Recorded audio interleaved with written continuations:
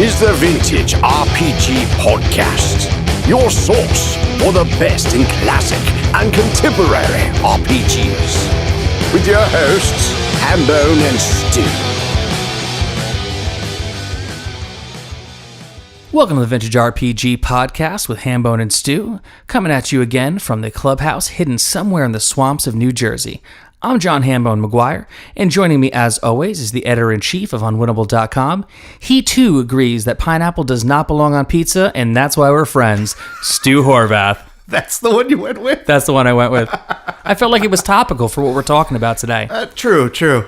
So today we're going to talk about the Teenage Mutant Ninja Turtle role-playing game from the 80s. Something that I'm really excited about because I didn't even know this existed. Yeah, this is great. And that's half the fun of the show that we do, is that I learned so much about different RPGs that I had no clue. It's like Hambone goes to RPG school. It's like going to college without all the student loan debt. I love it. So, Stu, how are you doing today? Pretty good. So let's start off, as always, talking about what we're playing right now. Now, I did not get to play this game. However, I was super excited about it when I saw it at Gen Con, and it sold out before I could get my hands on it. It is the House of Danger, a choose-your-own-adventure game. Yeah, so I was really bummed when you couldn't make it to this game night because you were so jazzed about the game. I stalked the booth trying to like, are you going to get more in? And then suddenly, it appears at Target. Yeah, our friend Ian, even before Gen Con, he had sent a picture. He's just like, look what I saw. And right. I was like, I wonder what that game is like. So let's tell the listeners at home about this game. So first of all, it's based on an actual choose-your-own-adventure. The House of Danger, I think, is book 6 in the original series. So cool. Yeah. And that's basically what the game is. They have a couple mechanics. You're a psychic detective. Sold.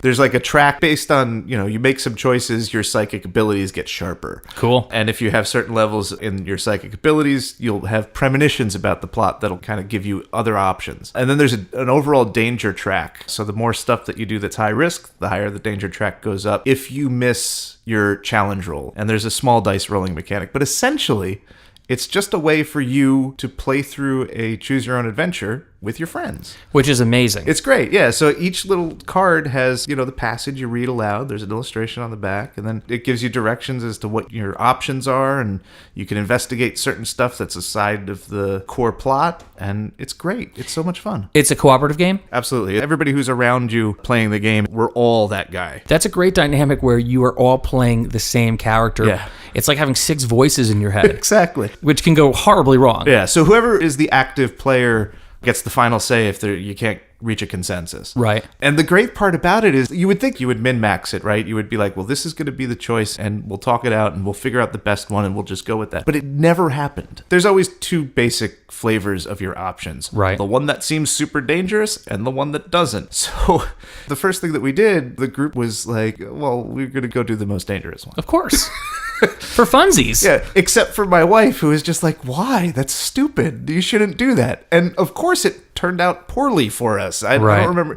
I think we got chased by a hairy beast, and we couldn't beat it up, and the danger rose up. See, something like this I find amazing. It's 6 people acting as one. It sounds like corporate team building. Yeah.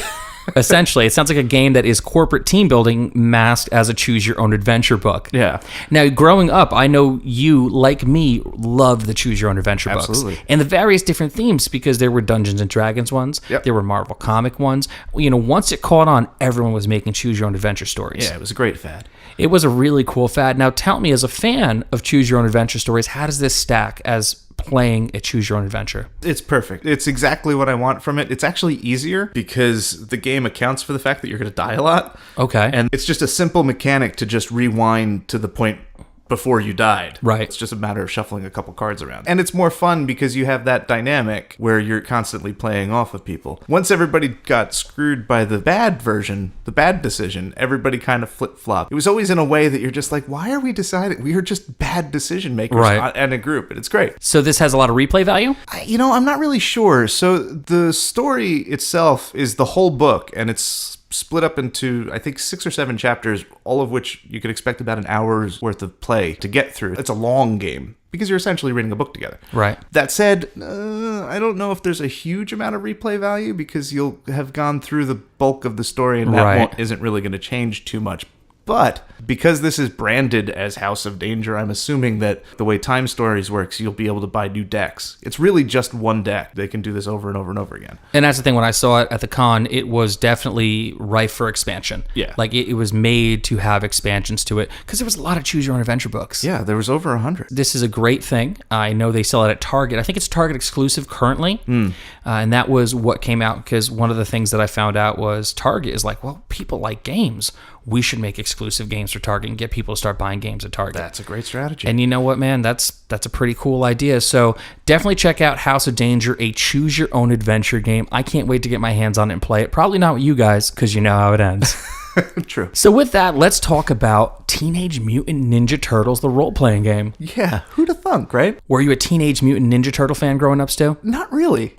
Really? Yeah, so, I mean, I'm a little bit old. Like, what am I, 2 years older than you? 1 year older? Tops. Yeah, but, like, I feel like it's one of those things where there's just a firm line where if you were, 6 months older than somebody else, right? Like, I never really got on the Teenage Mutant Ninja Turtles thing. Just like our friend Dave is 4 or 5 years younger than us, and he's like a big Power Rangers fan, and we're just like, no. You just missed it. Yeah. Because it was just out of your range. Teenage Mutant Ninja Turtles, I do have an opinion of, and it was very much like, this is for children. I am no longer a child. Right. Well, because it was everywhere. When Teenage Mutant Ninja Turtles happened in the 80s, it was everywhere and everything, from the cartoon to the Playmates toys, which they made like $1 billion of. Yeah, those were crazy. To the video games. Yep. To the movies. Oh, yeah, I forgot about that. For better or worse. Yeah. The fun thing is, I never knew, because I was a kid and I'm like, oh my God, this is great. There was a very, very, very dark comic. Now, Teenage Mutant Ninja Turtles is a concept by Kevin Eastman and Peter Laird. Yep. And it was a really badass, gritty, Dark Knight Returns style ninja comic. Yeah. Before it ever turned into Michelangelo's a party dude. Yeah. Which is crazy, because it's night and day, from what it was on TV that kids are watching when they came home from school to what like their teenage brothers and sisters were reading at the local comic book shop. Yeah, so the original comic book is super dark. It's definitely the first really big black and white comic in terms of like popularity. It's one of the first major independent comic books. It started life, I hope that this isn't an urban legend because it matches up, but I believe it was actually a pitch for a Daredevil story. Really? Yeah, so the mutagen is actually the same stuff that blinded Matt Murdock. That's amazing. And, and the hand and the foot. Which is a little on the nose. Yeah, I don't know if it's parody. I have read, though, that it was a pitch. So you can correct me if I'm wrong. For corrections, email vintagerpg@unwinnable.com. So you have this comic come out in 84, right? And I think it was like quarterly. You get 4 issues a year. It wasn't a sensation yet. Right. But that's when Palladium saw those first couple issues. They were like, oh, we got to make a role-playing game out of it. Now, just to be clear for everyone listening at home, because I am, just like you, I'm learning about this for the first time. Sure. Which is the fun of all this for me. It is like the comics and not like the cartoon.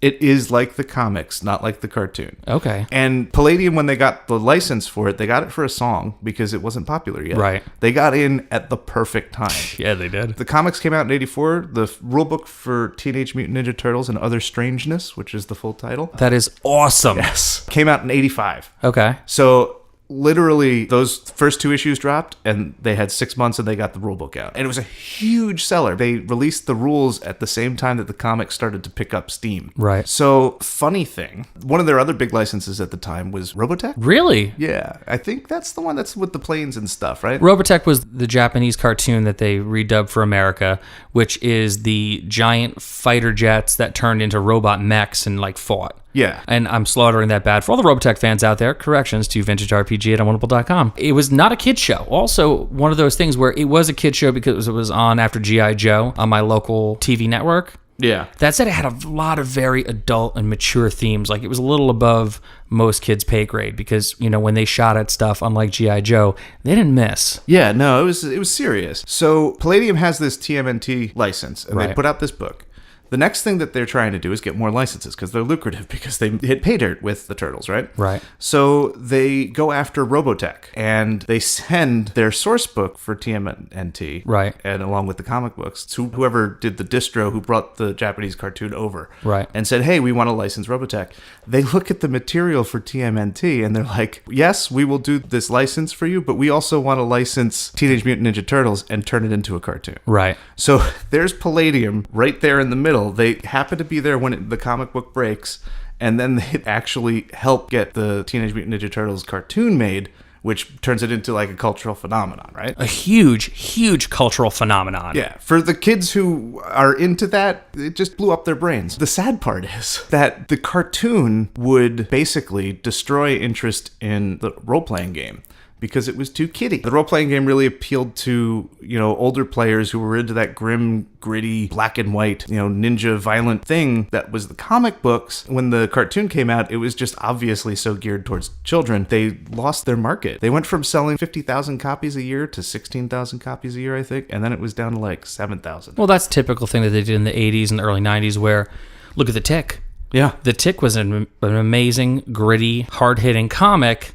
Then it was suddenly Spoon. Yeah. So, but for some reason, The Tick worked, and Teenage Mutant Ninja Turtles, it went kiddie. too kiddie. Which is a shame, because the role-playing game is super weird and interesting. So talk to me about the gameplay and dynamic of Teenage Mutant Ninja Turtles, the role-playing game. Like, what is it based on? Is it like a D6 system, a D20 system? Okay, so this is a really hard question for me to answer. It's run on Palladium's in-house game engine, for lack of a better word, called the Megaversal system. Okay. I'm not sure it was called the Megaversal system at this point, but it was something that it started as a D&D ripoff, which is something that was happening a lot in the early 80s. People, saw D&D and they wanted to make their own games, so they kind of just used the basic systems and, repurposed them, tweaked them. And everybody did this. RuneQuest is also a D&D modification. So it started that way, and then Palladium is just one guy, really. Kevin Ciambeada? Right. I'm not really sure how to pronounce his name, and I apologize. But he basically has just continually worked on building this system, refining it so that it's like wilder and crazier. Started out as like a fantasy role-playing game, and then, there's robots and Rifts. Megaversal is what is underneath Rifts, which is the really big Palladium game. And Rifts is all about like this weird, multi-dimensional thing. There's like vampires and there's guys in mechs and there's demons and... So similar to GURPS? No, because GURPS is sort of like a system for you to be able to do anything that you want. You plug everything into the type of game you're playing. Right. Rifts has all of these things in them simultaneously. Like the campaign setting has vampires and mechs and dinosaurs and demons and like all of that stuff mushing together. So it's like 10 pounds of leave in a 5-pound bag. Yeah. So what happens is you introduce like just regular human players and then vampires. So like there's a power differential there. So the system scales up, right? And it's all sort of percentile skills based. But then like people are able to get power armor. And it's like, okay, well, you're doing like crazy damage because you've got a Gatling gun mounted to your back. So then it scales the power up even more. And then you have like ships and mechs and all of this stuff. So the system keeps getting like bigger because it was facilitating this power player. Always getting bigger, doing more damage. And then you'd have to come up with a new armor system so that you could balance that huge amount of damage that was coming out of these crazy guns. Hearing this, it actually kind of sounds like it lends itself to the characters in Teenage Mutant Ninja Turtles because, you might not have been a fan. I was. There are so many different aspects of mechs, vampires, robots, aliens. Every kind of creature under the sun got shoved into the world of the Teenage Mutant Ninja Turtles, and they made action figures for them all.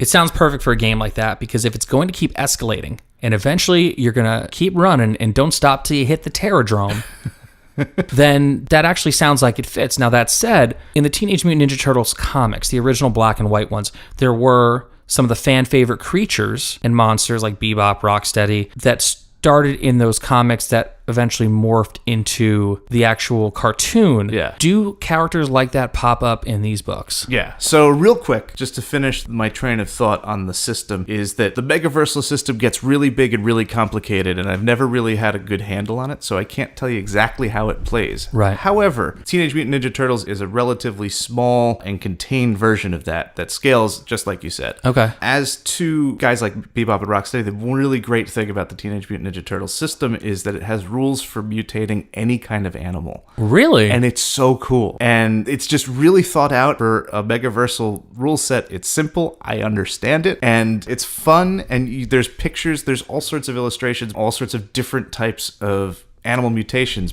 by Eastman and Laird. That's awesome. Yeah, they actually did the art for the book. So yes, Rocksteady and Bebop and all the characters that are in the comic up to 85, which is only like 3 or 4 issues, Right. are in there. And then they did something kind of cool and crazy. Palladium sort of realized that tying all of their fortunes to a license, which you constantly have to pay for, Right. wasn't a good idea. So they took this mutation system and applied it to a campaign setting that is essentially tied to the TMNT universe. Right. But it isn't called TMNT. So if the license failed or they couldn't renew it, they still had the ability to sell this Would thing. you look at them? They built themselves an escape hatch. Yeah, exactly. So they called it After the Bomb. Okay. It's set, in the real world after like a nuclear bomb goes off and all the animals are mutated and there's only a couple humans. Right. So it's crazy. It's taking all of these core Teenage Mutant Ninja Turtles concepts and just pushing them to this crazy degree. Well, that's a hell of a sidestep. Yeah. And I'm looking at the artwork right now. For those listening at home, the artwork is very much aligned with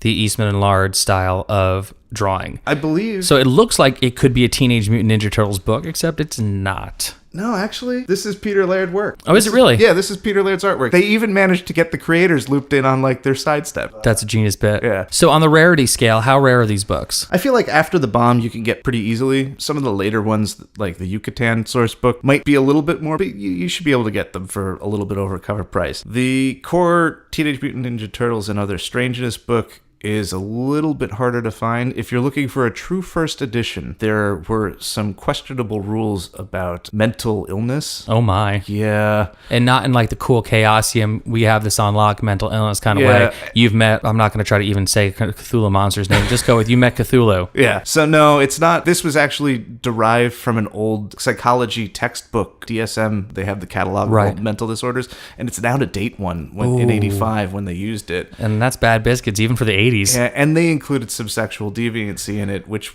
was something that Not this nice. still was kind of aimed at kids. Yeah. So the first edition has these rules. You could find it with those tables, and after the outcry, they fixed it with the existing print run by just putting a white sticker on top of it, so Right. you couldn't read it. That version goes for a little bit more because they are a little bit rare and odd. But even still, I mean, mine's pretty beat up, and I could probably get $40 for it. That's cool. So that's, you know what? And honestly, that's not bad. That is definitely not a bad price. So do you have any final thoughts on Teenage Mutant Ninja Turtles before we move on? Final thoughts on Teenage Mutant Ninja Turtles. Let me think. Cowabunga? Cowabunga, dude.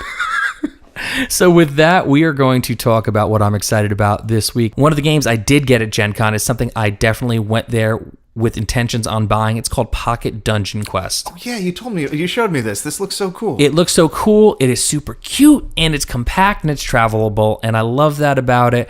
You love cute. I love cute. I do love cute.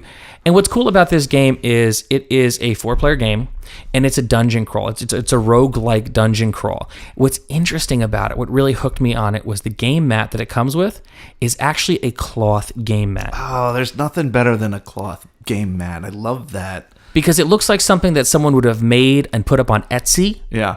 except it's actually very, and not knocking things on Etsy. However, this is something that is, it's been made in mass quantities.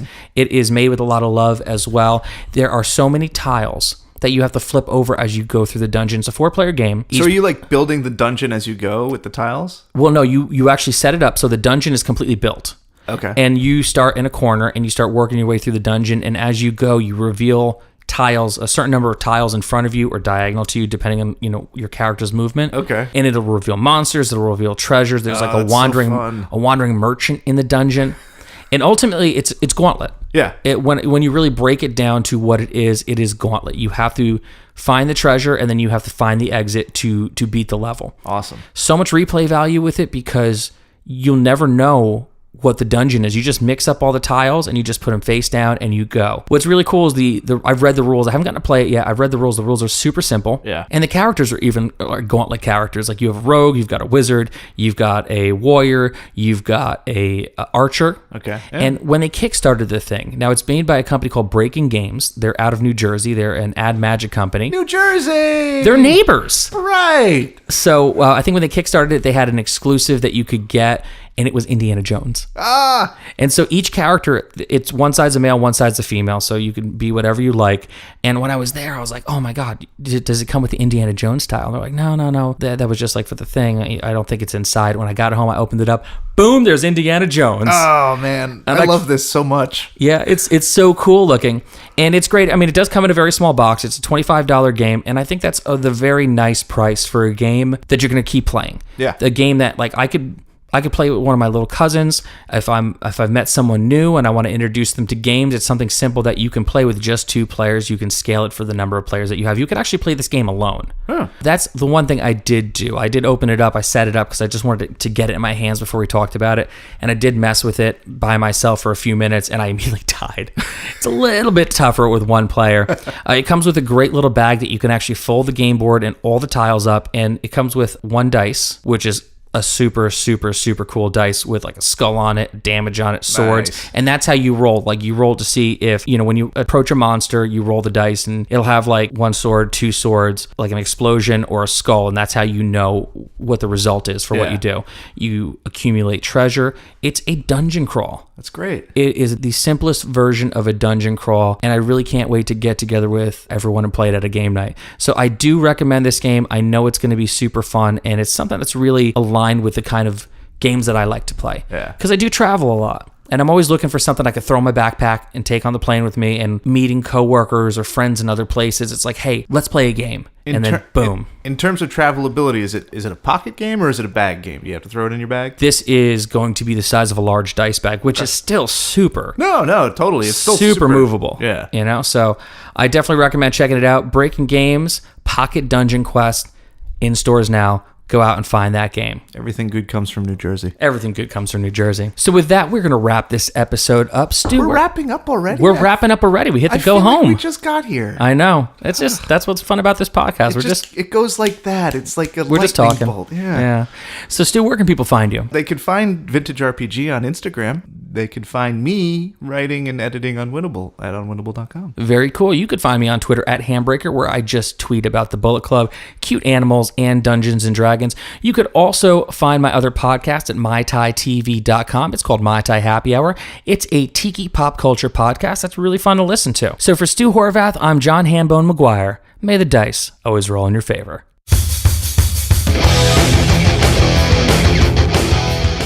Thanks for listening. Don't forget to like, review, and subscribe to the podcast. Every review helps other listeners to find us. The Vintage RPG Podcast is a ham-fisted production. Music by Dega West. Art by Schaefer Brown. If you like the podcast, you should also consider becoming a patron at patreon.com.